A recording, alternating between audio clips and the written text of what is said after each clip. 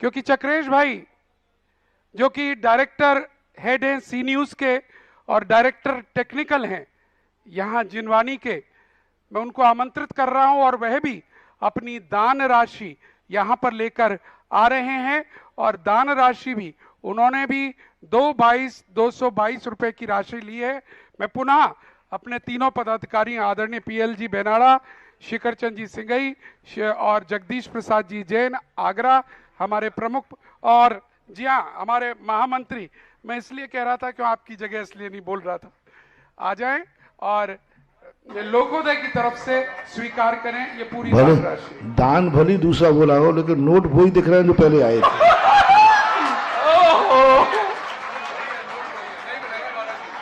घोषणा नहीं है, पक्का है।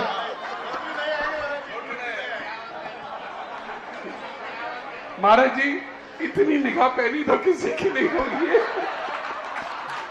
ये अभी मुझसे अनुमति लेके गए थे कि मेरे पास नए नहीं है, यही ले लूं, क्या अदला बदली कर लेंगे? मैंने कल ले लेना।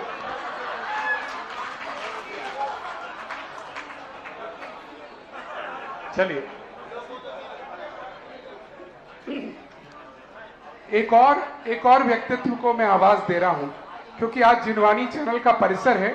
आज पूरा समय जिनवानी चैनल के जो भी नाम मेरे पास आएंगे मैं उनको जरूर दूंगा। और अब हाँ ये दो, मैं अब जिनको बुलाने जा रहा हूं, मैं बाहर के दर्शक अक्सर परिचित होंगे क्योंकि जितनी मेहनत मार्केटिंग में होती है, ये लोग तो सब प्रोडक्शन टीम के लोग थे, कोई प्रोडक्शन में है, कोई रिले में है, लेकिन मार्केटिंग करना एक कठिन काम होता है, कन्विंस करना। ये तो आप और हम यहाँ पर बैठ के बड़े प्रसन्न होते हैं जब घर पर हमें प्रवचन सुनने को मिलते हैं, लेकिन इस पूरी टीम को कितनी मेहनत करनी पड़ती है, दानदातार के घर पर समझाना पड़ता है कि कितना असर हो रहा है। और कहना भी चाहूंगा, आप मुझे भर तो बहुत आशीर्वाद देते हैं प्रत्येक दानदातार को, और आज मौका जिनवानी चैनल पर है तो आपको हम भी धन्यवाद देते हैं। लेकिन बुला रहे हैं वो ऐसे ही व्यक्तित्व जो जिनवानी चैनल के सीनियर वाइस प्रेसिडेंट हैं, श्रीमान सतपाल सिंह जी बत्रा, यहाँ पर आएंगे और अपनी जिज्ञासा प्रस्तुत करेंगे। जोरदार तालियों के साथ पहले स्वागत कर दीजिएगा, क्योंकि आज जिनवानी का कार्यक्रम है तो आज सारा कुछ इनके लिए। पहले महाराज श्री के चरणों में त्रिबार नमोस्तु नमोस्तु नमोस्तु। महाराज श्री, महाराज श्री, एक मेरी शंका बहुत पुरानी है, लेकिन चूंकि आज मेरे मन में था तो मैंने कहा गुरुवर हमारे यहाँ पधारे हैं तो मैं ये रखूं। गुरुवर, जैन धर्म कई हजार वर्ष पुराना है, इसके बावजूद जितने भी हमारे तीर्थ स्थान बहुत सारे नष्ट कई संप्रदायों के द्वारा कर दिए गए, या आज की तारीख में जैसे समेत शिखर और गिरनार पर्वत की बात करें तो वहाँ पर भी इस तरह की बहुत सारी अपना घटनाएं होती हैं। तो महाराज श्री, मेरा सिर्फ एक अपना जिज्ञासा, हालांकि ये मैंने प्रश्न अपने सीएमडी साहब से भी किया था, मैंने कहा हमें जैन समाज में अहिंसा का पाठ पढ़ाया जाता है, ये बहुत ही उत्तम है, लेकिन महाराज श्री जब हमारे धर्म पर कुछ इस तरह की अपना कुछ यानी कि कुछ अपना इस तरह के हमले होते हैं या इस तरह की कोई जो अपने यानी बाधाएं होती हैं, तो वहां पर हमें थोड़ा सा दबंग क्यों नहीं होना चाहिए? तो इसके ऊपर महाराज श्री मेरी एक अपना जिज्ञासा है कि इसके ऊपर आप मेरी जिज्ञासा का। सतपाल बत्रा जी, देखो आज एक विचित्र घटना घटी। हमें नीरज जी पूरा जिनवानी चैनल के हर कमरे में नीरज जी ले गए थे, लेकिन पहला कमरा था जिसमें मैं स्वयं गया था। मैं स्वयं गया, मैंने कि बत्रा जी का कहाँ है? अरे वाह, तालियों के साथ जरा स्वागत कीजिएगा। अनायास चलते चलते अनायास है, मैंने तुम्हारा कहाँ? बोले ये है। नहीं चलो, लोग अहिंसा को समझ नहीं पा रहे। महापुरुषों ने अहिंसा का अर्थ ही नहीं है कि हम धर्म को मिटते हुए देखें। अहिंसा की रक्षा हिंसा से होती है। राष्ट्रपति पूर्ण अहिंसक बना गया देश का, लेकिन उसके बॉडीगार्ड को अहिंसक नहीं बनाया गया। राष्ट्रपति से कहा गया कि तुम राष्ट्रपति हो, तुम कोई दूसरे को मारने का कोई साधन नहीं रख सकोगे। राष्ट्रपति बंदूक रख सकता है? राइफल छोटी सी, चाकू आदि नहीं रख सकता, क्योंकि वो राष्ट्रपति है। लेकिन उस राष्ट्रपति की रक्षा के लिए कितनी बंदूकें रखी जाती है? बहुत सारी। राष्ट्रपति अपनी रक्षा के लिए स्वयं बंदूक नहीं रख सकता, लेकिन उसकी रक्षा के लिए सेना कितनी बंदूकें रखी जाती हैं।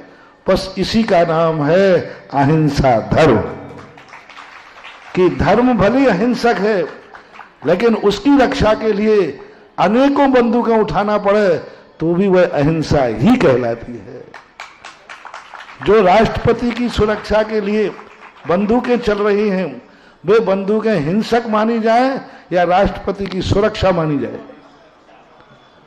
यदि बॉडीगार्ड ने बंदूक चलाई तो उसने उसकी हत्या की है या राष्ट्रपति की सुरक्षा की है? सुरक्षा कहलाएगी। बस यही सूत्र था। लेकिन करें क्या, ये जैनी क्षत्रिय थे। जैनी क्षत्रिय होता है तब अहिंसा की रक्षा हिंसा से करता है, क्योंकि धर्म अहिंसक को तलवार तो नहीं देगा, लेकिन उस अहिंसा की रक्षा के लिए अनेकों तलवारें बांट देगा। तो भक्तों के लिए ये करना चाहिए था, लेकिन जैनी क्षत्रिय थे। दुर्भाग्य है, इस कलयुग में जैनी बनिया बन गए। बनिया जब क्षत्रिय बनेगा तो अहिंसा की रक्षा अहिंसा से नहीं हो सकती है। अहिंसा की जब भी रक्षा हुई है, हिंसा से हुई है। राष्ट्रपति की सुरक्षा हिंसा शस्त्र से ही होगी, उसका बॉडीगार्ड शस्त्र वाला ही होगा। यदि राष्ट्रपति बॉडीगार्ड बिना शस्त्र का है, राष्ट्रपति और बॉडीगार्ड को भी निशस्त्र रख दिया जाए तो नहीं, वो निशस्त्र रहेगा, लेकिन बॉडीगार्ड। इसी प्रकार धर्म निशस्त्र रहेगा, लेकिन धर्म की रक्षा करने वाले श्रावक को ऋषभ देव ने सशस्त्र किया था। और इस सशस्त्र का मात्र कोई दुनिया में पालन कर रहा है तो एक ही धर्म है, वो सतपाल जी जिस धर्म में जन्मे हैं। तलवार धर्म की रक्षा के लिए, धर्म गुरुओं के पास धर्म की रक्षा के लिए तलवार दी जाती है, और उसका उपयोग उसी समय करें जब धर्म की रक्षा की बात आए। ये जैन दर्शन का सूत्र था। ऋषभ देव ने जहाँ अहिंसा का सूत्र ये पिछी दी है, वहीं ऋषभ देव ने श्रावकों को इसकी रक्षा करने के लिए तलवार दी। असी मसी कृषि वाणिज्य और शिल्प। आज ऋषभ देव के अनुयायियों में दो चीजें दी थी उन्होंने, एक तलवार दी थी और एक पिछी दी थी। आज ऋषभ देव के अनुयायियों में पिछी तो हम लिए हुए हैं, लेकिन जैनियों में से तलवार गायब है। पिछी तो है कि नहीं, लेकिन तलवार ऋषभ देव ने दो दी थी, पिछी दी थी और तलवार दी थी। पिछी गायब हो गई, पिछी सुरक्षित है, तलवार गायब हो गई, इसलिए पिछी संकट में पड़ गई। और यदि पिछी के साथ तलवार भी क्षत्रियों के पास होती तो पिछी भी सुरक्षित रहती और आताताई भी पलायन कर जाता।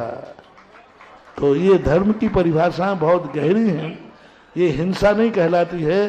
अहिंसा की रक्षा करने के लिए जो हिंसा का रूप लिया जाता है वो अहिंसा की सुरक्षा कहलाती है, वो हिंसा की कोटि में नहीं आती है।